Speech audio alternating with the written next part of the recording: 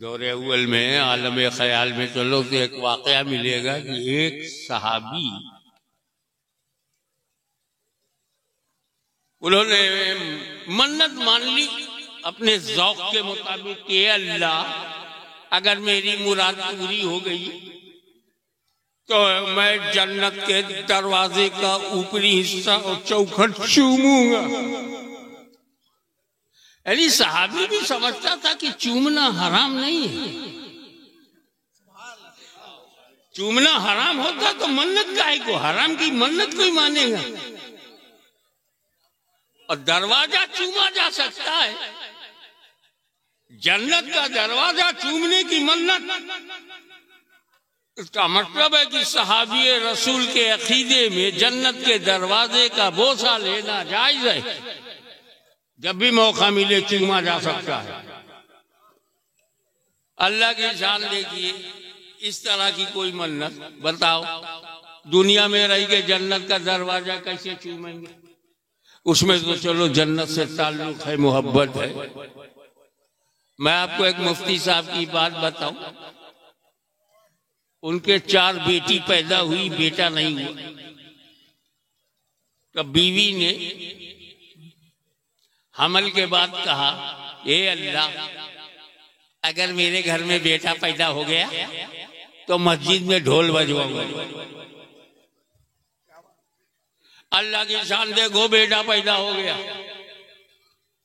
बड़ा बेनियाज है, तुम्हारी मन्नत गलत हो मगर वो तो करम वाला है, मेहरबान। अब जब बेटा पैदा हो गया तो बुलाया शौहर से, ए मियाँ हमारी नीयत यही रही, यही मन्नत रही और इसका पूरी करेंगे। ये हमारा कमिटमेंट है अल्लाह से कि लड़का पैदा होगा, बेटा पैदा होगा तो हम मस्जिद में ढोल बजवाएंगे। मुफ्ती साहब बोले, अभी मैं 40 दिन जमात से लौटा हूं, मस्जिद में ढोल, अरे ढोल बजाना हराम है, अल्लाह के घर में कैसे बजाऊंगा। कहे मौलवी तू चाहे जिस जमात का अमीर हो, तुझे ढोल बजाना होगा। अगर मेरा बच्चे को कुछ गड़बड़ हो गया ना, तेरी गर्दन दबा दूंगी। और नहीं बजाएगा तो जा मस्जिद में रहे, इधर आना मत, वजू का पानी पी पी के रहे। तिरियाहट वो कहा भैया गनीमत है, ये अजीब औरत ढोल बजवा रही है, कम से कम उससे तो बेहतर है जो 14 साल के लिए बनवास नहीं करा रही है। घबराए हुए आए, ढोल मस्जिद में, मेरी इमामत का क्या होगा, सहारनपुर को क्या जवाब दूंगा। मरकज से पेमेंट रुक गया तो घबराहट बढ़ गई। अब जुमे का दिन है, इमाम साहब गर्दन में ढोल लटकाए मस्जिद में दाखिल हुए। नमाजियों ने देखा ये क्या रूप है, मौलाना गले में ढोल, बीवी का खौफ। सुन्नी होता तो बीवी से ज्यादा अल्लाह से डरता, अल्लाह से ज्यादा बीवी से डरता। गले में ढोल लटकी हुई है, पब्लिक देख रही, सब हैरत में है। मिंबर पर खड़ा हो गया, चालाकी देखो, बोले आज मैं तुमको सिर्फ ज़बानी फतवा नहीं दूंगा, प्रैक्टिकल फतवा। बागी ने पूछा प्रैक्टिकल फतवा कैसा, कहा देखो ये ढोल है गले में, ये ढोल है, इधर से बजाओ तो हराम, इधर से बजाओ तो हराम, दोनों को साथ साथ बजाओ तो हराम। ढोल बज गई, मन्नत उतर गई। और गले से उतार के कहा ये शैतान का डब्बा है, इसे तोड़ दो। सारे नमाजी खुश हुए कि आज प्रैक्टिकल फतवा लिया है। और बीवी से कहा जा, मैंने ढोल बजा दिया। खैर ये तो वहाबी था, मगर उसने जो मन्नत मानी वो सहाबी था। मोहब्बत में, जोश अकीदत में, जन्नत पसंदी में, I will kiss the door of paradise। अब जब होश आया कि मुराद पूरी हो गई, चूमू कैसे?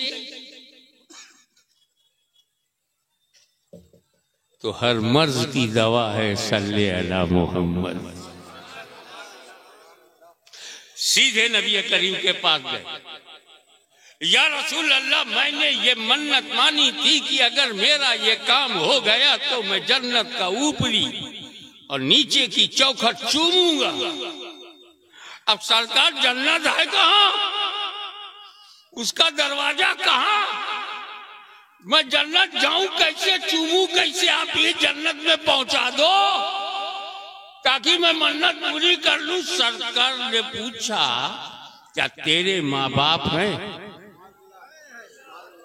कहा अल्हम्दुलिल्लाह, मेरा बाप भी है, मेरी माँ भी है। सरकार ने कहा तेरा काम हो गया, घर जा, अपने बाप का माथा चूम ले और अपनी माँ का कदम चूम ले, जन्नत का दरवाजा चूम लिया। ये है माँ बाप।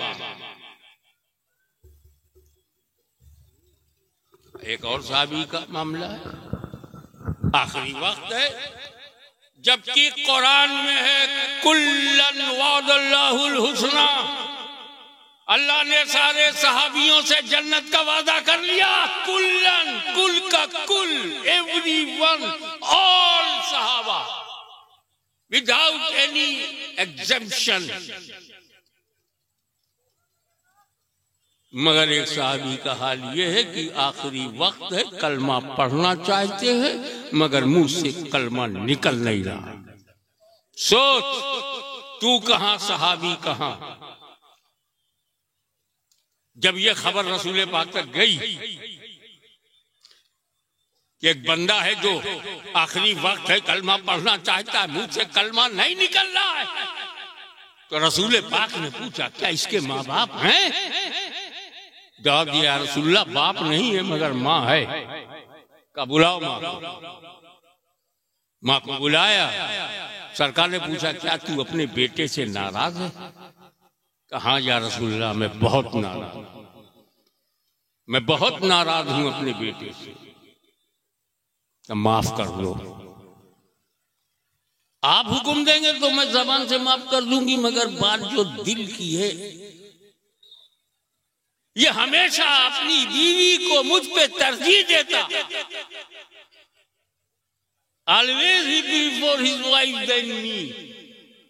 हमेशा ये प्राथमिकता देता था बीवी को, उसकी बात मानता था, मोहल्ले वालों की बात मानता था, मुझे नहीं मानता था, मेरी बातों को रद्द करता था, मुझे बहुत दुख देता था। आई कांट, मैं माफ नहीं कर पाऊंगी, आई एम सॉरी।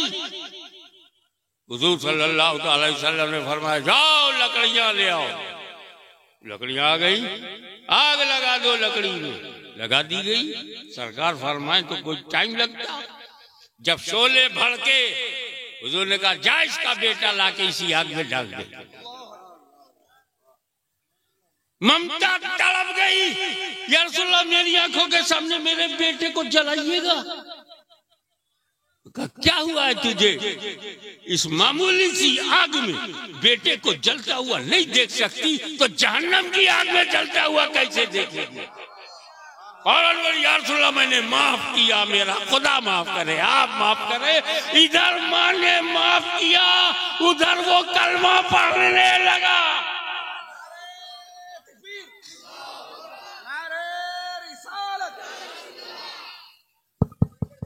हल्के में मत लेना माँ बाप को।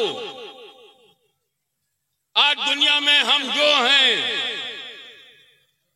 हजरत मन्नानी मियां साहब जो हैं, खतीब दक्कन जो हैं, शहजादे शोएबुल औलिया जो भी हैं, ये सब अपने माँ बाप की वजह से पैदा हुए, तब ये हुए वो हुए।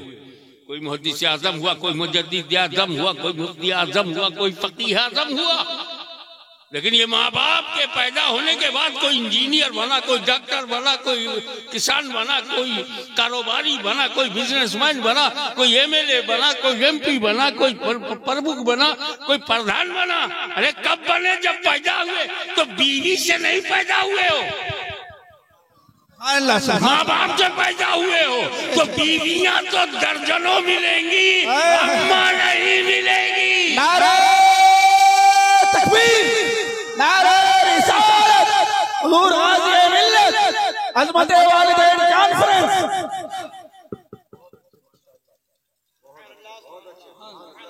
एक बात डंके की चोट पर कहता हूं कि अगर तुमने 10 बार हज किया है, एक ही फर्ज था।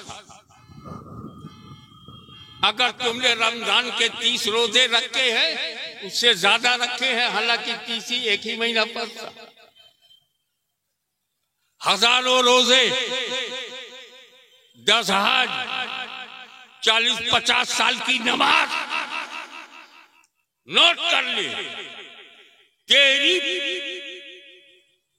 40 साल की मुसलसल नमाज,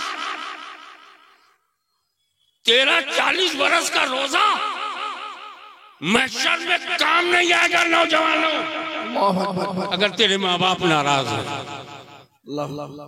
अंदाजा लगा, अल्लाह ने अपनी जात के बाद माँ बाप की जात का जिक्र करके बताया कि ये तेरी माँ, इसे हल्के में मत ले, ये औरत ही नहीं है, इसने बलिदान, कुर्बानी, तकलीफें, मुसीबतें एक दिन नहीं, एक हफ्ता नहीं, एक महीना नहीं, 9 महीने तक तुझे झेलती रही। आज तू बीवी को पाकर मस्त हो गया, कोई बात नहीं, लेकिन फिर भी मामा है।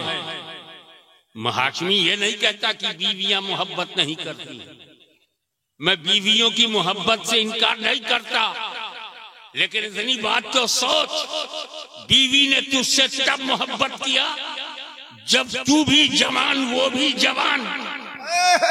बीवी ने तब मोहब्बत किया जब तूने खाने के लिए रोटी, रहने के लिए घर और पहनने के लिए कपड़ा दिया। तब बीवी ने तुझसे मोहब्बत तब किया जब तूने उनके लिए जेवरात बनाए, दागीना बनाया, सोना चांदी लाके दिया। तब लेकिन माँ ने तुझसे मोहब्बत तब किया है जब पैदा होके तू हिल नहीं सकता था, बोल नहीं सकता था, एक बेकार टुकड़ा था। उसे गले से जो लगाए उसे माँ कहते हैं, और जो मर्द से काम चलाए उसे बीवी कहते हैं। नारे तकबीर, नारे रिसालत, अज़मत वालिदैन। एक बात और बता दूं, एक साहबी रसूल जवान हुजूर सल्लल्लाहु अलैहि वसल्लम के पास आए, या रसूल अल्लाह, मेरे अब्बा की एक आदत है, मैं परेशान हूं। सब जो अपने दिल की बात थी सरकार को खोल के बता देते थे। या रसूल अल्लाह, मेरे अब्बा की आदत ये है, जब कभी आते हैं घर में, मेरी पॉकेट में हाथ डालते हैं, जितना चाहते हैं रुपया निकाल लेते हैं बिना इजाजत, विदाउट परमिशन, और ये अक्सर करते रहते हैं। वो कहते हैं ना, मैं फेड अप हो गया, और जो बंबई से कनेक्टेड है उन्हें मालूम होगा मैं कंटाल गया।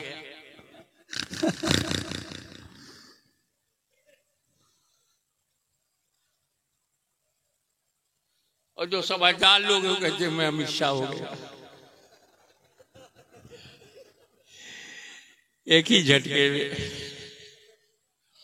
अभी तो झटके खाने का जमाना आ रहा है, तो परेशान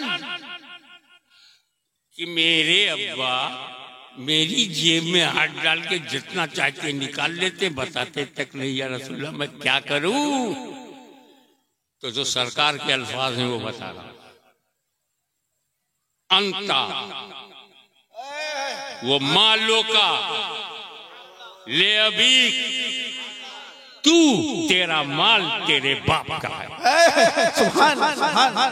तो हर बेटा बाप की प्रॉपर्टी है। Every son is property of parents. माँ बाप तेरे मालिक है, तू उनकी मिल्कियत है। अगर बीवी बगैर इजाजत शौहर की जेब से पैसा निकाले तो चोर है, और माँ बाप निकाल ले तो उनका जोर है। इसलिए अजमत वालिदैन कॉन्फ्रेंस किया जा रहा है ताकि पटा लो अपनी अम्मा को, अपने वालिद को, राजी खुदा रसूल हो जाए। सुभान। एक जरूरी बात, औलिया अल्लाह की कब्रों को चूमना चाहिए या नहीं?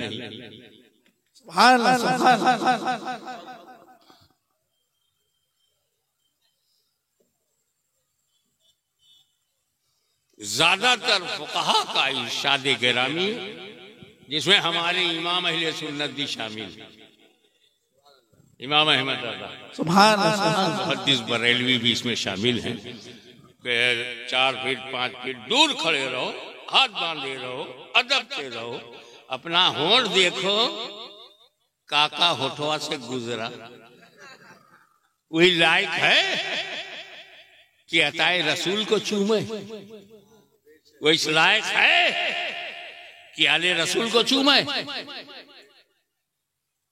अपनी स्थिति, अपनी हालत को देख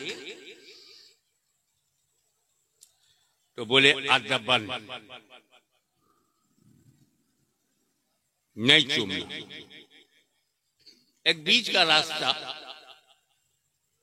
मैंने निकाला कि कबर ना चूमो, गलाब उठा के गलाब चूम लो, कबर दौड़ी है। सुभान अल्लाह, सुभान अल्लाह।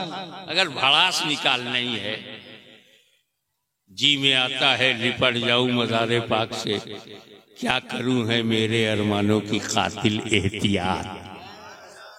एहतियात की वजह से मैं मज़ार से दूर खड़ा होता हूं। तो गौसे आदम की मज़ार चूमने पर इख्तिलाफ है। अक्सर फुक़हा कहते हैं नहीं चूमना चाहिए, बाद फुक़हा कहते हैं चूम सकते हो। क्लियर कट बात है, मगर मेजॉरिटी ऑफ दी फुक़हा अदब सिखाती है। इख्तिलाफ है चूमे की ना चूमे। जिन लोगों ने शिद्दत से कहा है कि अदब करो, अदब, चूमना मत, किसको? गौसे आजम को, गरीब नवाज को, महबूब इलाही को, सैयद सालार मसूद गाजी को, मखदूम समनानी को ना चूमो। लेकिन वही मुफ़क़हा, वही मुफ्ती, जब माँ बाप की बात आई कहा माँ बाप की खबर चूमो। कंपेयर करो, अंदाजा लगाओ तेरे लिए तेरे माँ बाप कहाँ हैं। बगदाद का गौसे आजम आला तरीन है, अजमेर का गरीब नवाज आला तरीन है, बहराइच का सैयद सालार आला तरीन है। लेकिन खबर के चूमने में एहतियात की बात की जाती है। जब माँ की बात आती है तो कहा जाता माँ की कच्ची कब्र भी हो तो चूमो। अंदाजा लगाओ तेरी माँ का दर्जा क्या है, अंदाजा लगा कि माँ का मकाम क्या है, माँ बाप की अजमत क्या है।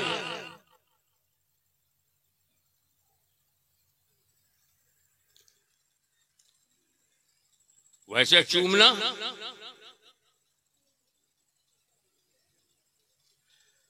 कुछ भी हो, शिर्क नहीं होता। बहुत क्योंकि रसूल पाक शिर्क मिटाने आए थे। शॉर्टेस्ट पॉसिबल वे से मैं आपको बताऊं कि 360 पत्थर जब बाहर निकाले गए तो आलम ख्याल में मैंने सोचा सरकारी हजर अस्वद भी पुराना पत्थर है। अबू लहब जैसे लोगों ने इसे चूमा नहीं, चाट लिया। अथवा शहबाज चाटते थे, अबू लहब चाटता था, अबू जहल चाटता था, उसका थुक लगा है। सरकार जब सारे पत्थर बाहर निकल रहे हैं, हजर अस्वद को भी बदल दीजिए और अब जिब्रील अमीन नाम है तो जन्नत से कोई नया पत्थर मंगवा करके लगा दीजिए। सारे पत्थर क्यों नहीं, संपूर्ण क्रांति 360 पत्थर निकले थे तो हजर अस्वद भी निकाल देते। तब विजदान ने जवाब दिया, हाशमी मेरा नबी पत्थरों का दुश्मन नहीं है। क्या बात है, मेरा नबी पत्थरों का दुश्मन नहीं है। हाशमी सुन, ये मदीने वाला, ये मक्की मदनी, ये पत्थरों का दुश्मन नहीं है। काबे से वही पत्थर निकलेगा जो पूजे जाते थे, वो नहीं जो चूमा जाता था। नारे तकबीर, नारे रिसालत, हुजूर गाज़ी मिल्लत, मसलके आला हजरत। लास्ट बट नॉट लीस्ट, नौजवानों, अगर तुम्हारे माँ बाप दोनों हैं तो अपने माँ बाप की किसी बात को ना मत बोलना। पैदा हुए तुम 5 बरस के हो, अम्मा जो बोली यस, अब्बा जो बोले यस। 8 साल के हुए, जो अम्मा बाप बोले ओके। 12 साल का तू हो गया, जो माँ बाप कहे हाँ। 14 साल का हो गया, जो माँ बाप कहे हाँ।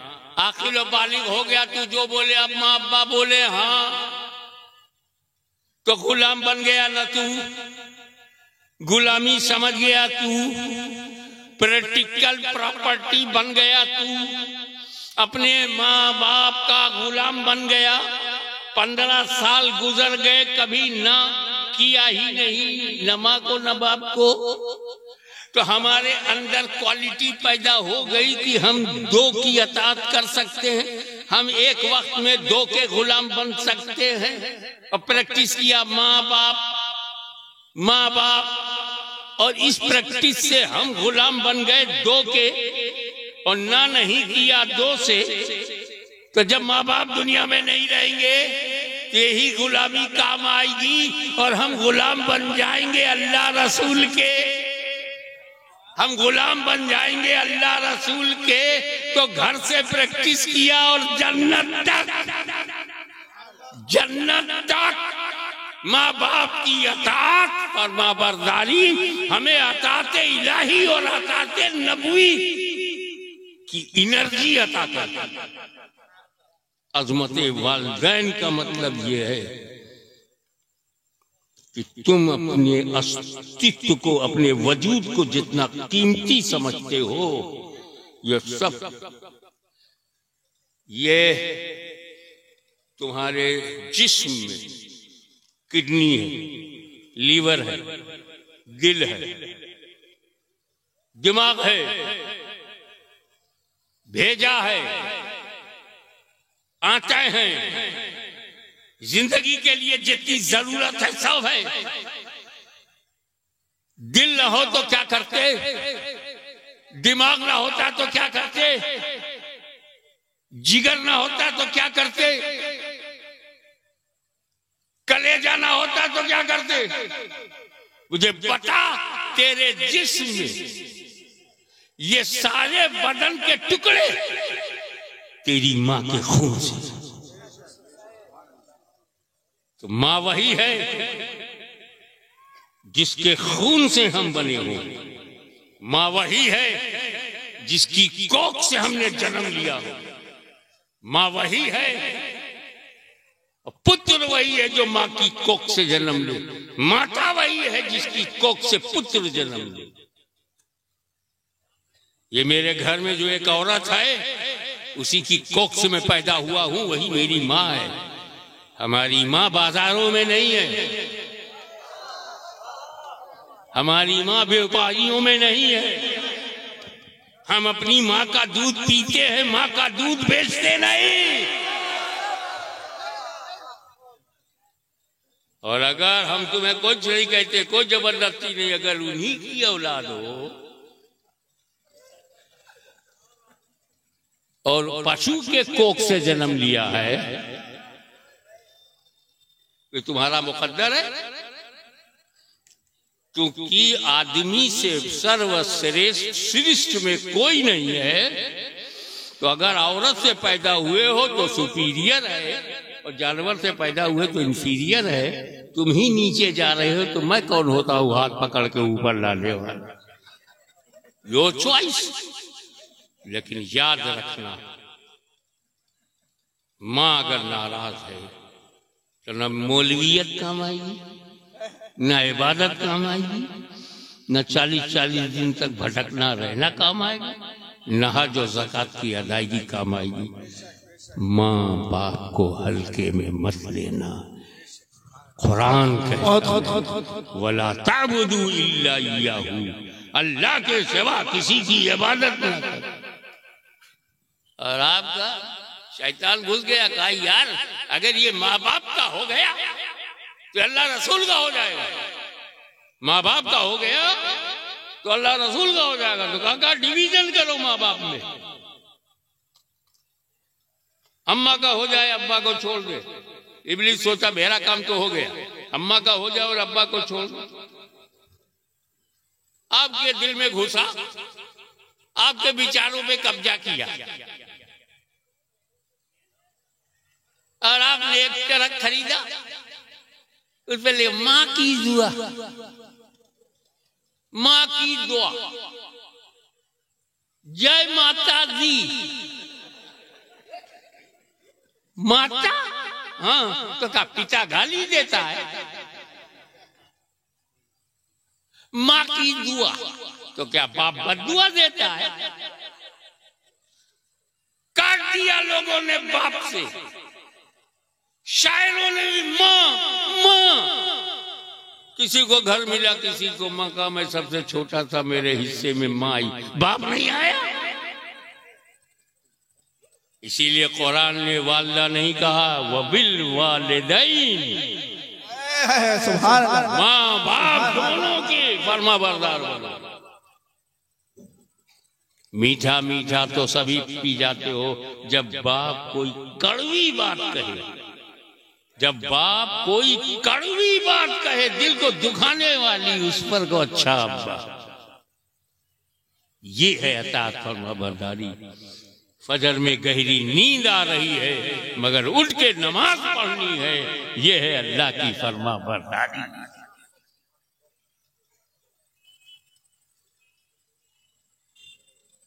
हालांकि अगर प्रैक्टिकल लाइफ में देखो तो पता चल जाएगा कि माँ का हक ज्यादा है, माँ का हक ज्यादा है, बाप की शान ज्यादा। अल्लाह सुभान। माँ का हक ज्यादा है तो बाप की शान ज्यादा है। बाप से लड़ता है, बहस करता है। अरे जब तू 1 साल का था तो तेरे दूध के लिए तेरे बाप ने धूप में मेहनत की।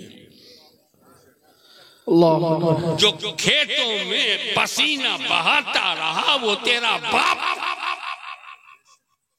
जो कारोबार में नफा कमाता रहा और तेरे मुंह में रोटी डालता रहा वो तेरा बाप था।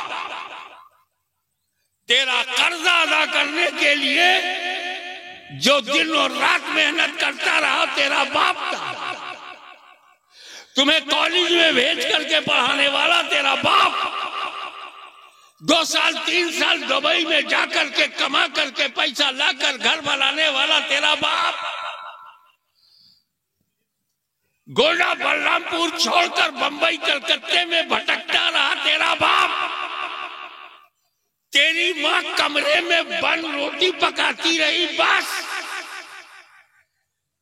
दौड़ धूप करने वाला तेरा बाप, पैसा कमाने वाला तेरा बाप, परवरिश करने वाला तेरा बाप, तरबियत करने वाला तेरा बाप।